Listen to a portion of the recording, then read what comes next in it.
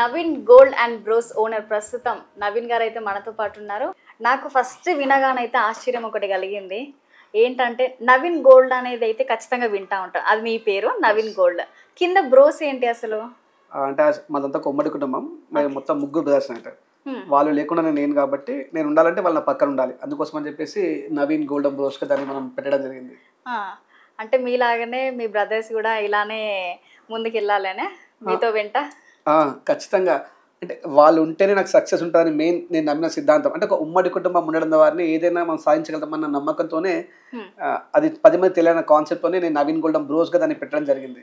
Okay, ముగ్గురు గోల్డ్కి సంబంధించిందే చూసుకుంటాం. ఆల్మోస్ట్ ఇద్దరం అయితే కంటిన్యూగా గోల్డ్ చూస్తాము. ఇంకొతనే మాకు సెకండ్ తను సామాజిక కార్యక్రమాలు చేస్తూ ఉంటాడు. గ్రామీణ సపోర్ట్ ఫౌండేషన్ వాటితో పాటుగా మాకు బ్యాక్ అండ్ టెక్నాలజీని అందించే ప్రయత్నం చేస్తూ ఉంటాడు తను నరేష్ కడారి అని చెప్పేసి మా సెకండ్ బ్రదర్ తను. ఓకే ఓకే, అంటే మీది మొత్తం ఉమ్మడి కుటుంబం అన్నమాట. ఉమ్మడి కుటుంబం. ఓకే, అంటే మీ ఫ్యామిలీ ఏంటి అసలు? మీ పిల్లలు ఏం చేస్తుంటారు? యాక్చువల్గా చెప్పాలనుకుంటే మా ఫాదర్ వచ్చేసి ఒక రిటైర్డ్ పోలీస్ కానిస్టేబుల్. మేము ముగ్గురు బ్రదర్స్ నవీన్, నరేష్, రాజేష్. మా అందరికి కూడా పెళ్ళిళ్ళు అయిపోయి అందరం ఒక్క దగ్గర ఉంటాము. మా పిల్లలందరూ కూడా 10th క్లాస్ చదువుతున్న పిల్లలు ఉన్నారు. మా అందరికి కూడా ఒక గ్రామీణ నేపథ్యం నుంచి, ఒక విశ్వకర్మ ఫ్యామిలీ నుండి, ఒక చాలా సాధారణ జీవితం నుంచి ఈరోజు హైదరాబాద్ నడిబడ్డులో కొన్ని వేల మంది ఎన్ఆర్ఐ కస్టమర్స్కి, కొన్ని వందల మంది సెలబ్రిటీస్కి మా ప్రొడక్షన్ ఇచ్చే స్థాయికి చేరుకున్నాము. అదంతా కూడా మా తల్లిదండ్రులు ప్లస్ పరమేశ్వర దయ వల్లనే అది సాధ్యమైంది.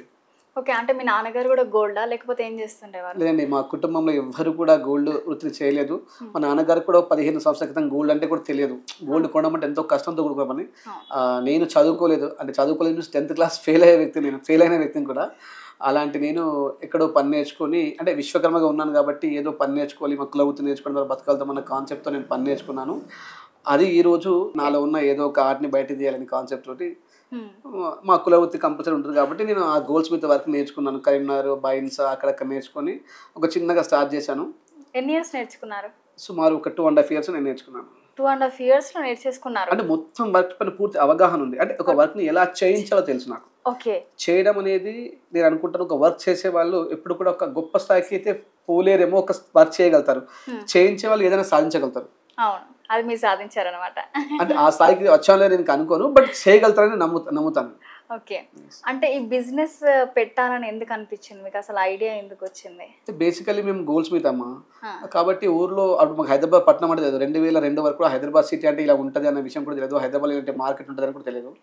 ఊర్లో ఉన్నాం కదా, ఏదో పని చేసుకుంటే డైలీ కొన్ని డబ్బులు వస్తాయన్న కాన్సెప్ట్ తోటి, మా ఊర్లో బతకచ్చు అన్న కాన్సెప్ట్ తోటి మేము పని నేర్చుకున్నాను. ఊర్లో చిన్నగా ఒక షాప్ని స్టార్ట్ చేశాను.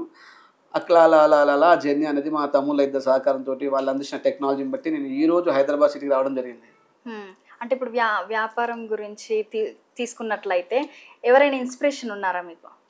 వ్యాపారం గురించి చెప్పాలి అంటే నేను చాలా టాటా బ్రాండ్స్ నమ్ముతాను. అది టాటా వెహికల్స్ కావచ్చు, టాటా పవర్ కావచ్చు. నేను టాటా అంటే ఒక అభిమానిని. అంటే అతను ఎలా అంటే సామాజిక సేవతో పాటు ఎంతోమంది ఎంప్లాయీస్కి ఒక బ్రాండ్ అంబాసిడర్గా ఉంటారు. అది నాకు చాలా నచ్చుతుంది. సంపాదించడం అనేది చాలా మంది సంపాదించడం, పంచడం నేర్చుకోవాలి. ఆ పంచడం అనేది టాటాల దగ్గర ఉందని నేను నమ్ముతాను.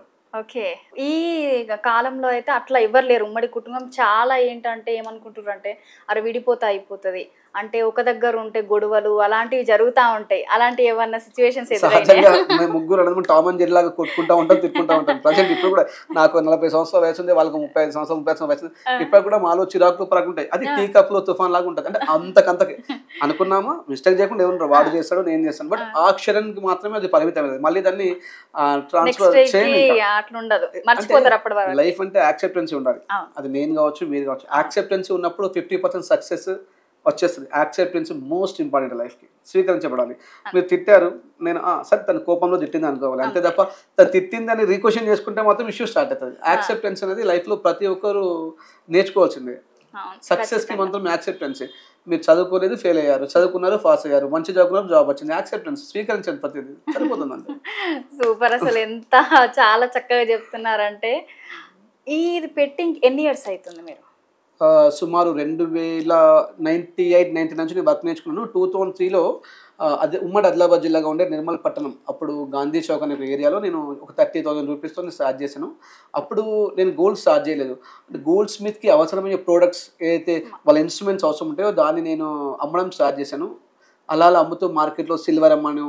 అలా ఇంటి పక్క వాళ్ళకి, ఇంటి ముందు వాళ్ళకి చిన్న చిన్న ఇయర్ రింగ్స్ వేసి ఇచ్చాను. అలా స్టార్ట్ అయ్యి ఈరోజు గ్లోబ్ మొత్తంలో నాకు ఒక 36 కంట్రీస్ నుంచి ప్రీమియం క్రీమ్ క్లయింట్స్ ఉన్నారు.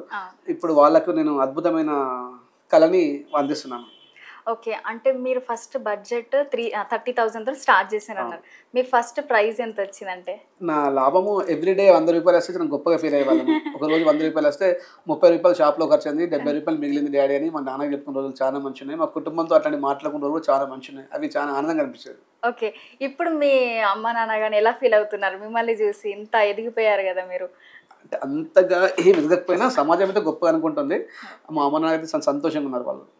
అంటే నేను దేవుణ్ణి ప్రతిసారి మొక్కేది ఒకటే, మా వల్ల మా తల్లిదండ్రులు ఎప్పుడు తలదించుకునే పరిస్థితి రాకూడదు. అంటే నేను డబ్బులు కానీ బిజినెస్ కానీ ఎప్పుడు ఆ ఈశ్వరుని అడగలేదు. ఈశ్వరుని ఎప్పుడు నమస్కారం పెట్టుకున్నా కూడా తనకి మా కుటుంబం వల్ల, అంటే తన సంతానం వల్ల వాళ్ళు ఎప్పుడూ తలదించుకునే పరిస్థితి రాకూడదు అని ఒకటే నా ఇంటెన్షన్. అది నేను చనిపోయే వరకు కూడా అదే ఇంటెన్షన్ బతికే ప్రయత్నం చేస్తాను. అదే సాధించారనమాట ఇప్పటికీగా. ఎట్లయినా మీరు కలిసి ఉండడము, ఇలా మీరు కలిసి చేసుకోవడము అదైతే ఖచ్చితంగా ప్రౌడ్ మూమెంటే వాళ్ళకి. ఖచ్చితంగా. ఓకే. ఎన్ఆర్ఐస్ వాళ్ళు కూడా మీ దగ్గరకు వచ్చి విజిట్ అయ్యి రిపీటెడ్గా కూడా వస్తుర్రు అని విన్నాము. అలాగే ఇన్స్టాగ్రామ్ ఫాలోవర్స్ చూసుకున్నట్లయితే 40,000 వరకు వాళ్ళే ఉన్నారు. అసలు ఏంటి, అసలు సీక్రెట్ ఏంటి మీ దగ్గరికి రావడానికి? యాక్చువల్గా చెప్పాలంటే నేను అంటే వాస్తవంగా 20 సంవత్సరాలు మన ఇండియన్స్ అంటే మన దేశంలో ఉన్న కస్టమర్స్ని సర్వీస్ చేశాను. అంటే వాళ్ళకి అవకాశాలు చాలా ఎక్కువగా ఉన్నాయి. ఇప్పుడు వాళ్ళకి టైం ఉంటుంది కాబట్టి వాళ్ళు నా షాప్ కాకపోతే పక్క షాప్ 10 షాపులు విజిట్ చేసి వాళ్ళు చూస్ చేసుకుంటారు. వాళ్ళకి ఆ టైం ఉంది. బట్ ఎన్ఆర్ఐస్ మాత్రం మనం అనుకుంటాం ఎన్ఆర్ఐస్ అంటే చాలా హ్యాపీగా లైఫ్ లీడ్ చేస్తున్నారు, డాలర్స్ బీభత్సంగా సంపాదిస్తున్నారు, చాలా హ్యాపీ లైఫ్ని ఎంజాయ్ చేస్తున్నారు. కష్టం అంటే వాళ్ళకి తెలియదు అనుకుంటాం. బట్ నాకు తెలుసు, ఎందుకంటే నేను కొన్ని వందల మంది ఎన్ఆర్ఐస్ మనస్సులోకి వెళ్ళి నేను చూశాను కాబట్టి, వాళ్ళ చేతులకు వెళ్ళి చూసాను కాబట్టి, వాళ్ళు కష్టపడి సంపాదించే ప్రతి రూపాయి ఎంతోమంది చుట్టాలకి ఎన్నో ఫంక్షన్స్కి దూరమే చేసుకున్నారు. ఒక్కొక్క రూపాయిని చాలా జాగ్రత్తగా దాచిపెట్టుకొని ఇండియాలో ఖర్చు పెడతారు. అలాంటి వాళ్ళకు వాళ్ళ టైంకి చాలా విలువ ఇవ్వాలి అన్న కాన్సెప్ట్ తోటి వాళ్ళకి ఎంతవరకు బెస్ట్ చేయగలుగుతాము. ఎన్ఆర్ఎస్ అంటే ఎవరో కదా, మన దేశీయులే, మన ఇండియా నుంచి వెళ్ళిన వాళ్ళు స్పెషల్గా చూసే పని లేదు. బట్ వాళ్ళకి ఎంతవరకు నేను టైంని సేవ్ చేయగలుగుతాను, ఎంతవరకు బడ్జెట్ని సేవ్ చేయగలుగుతాను, ఎంతవరకు నా లాభాల్లో వాళ్ళకి వాటాని ఇవ్వగలుగుతాను, ఇంత మేముంది వాళ్ళందరినీ వదిలిపెట్టి వాళ్ళకి సంపాదించి ఆ డబ్బుని ఆ డాలర్స్ని మనం ఇండియాలో ఖర్చు పెడుతున్నాం. అలాంటప్పుడు మనం ఎందుకు వాళ్ళకి సపోర్ట్ చేయకూడదు, వాళ్ళ టైంకి ఎందుకు వాల్యూ చేయకూడదు అనే కాన్సెప్ట్తో నేను స్టార్ట్ చేశాను.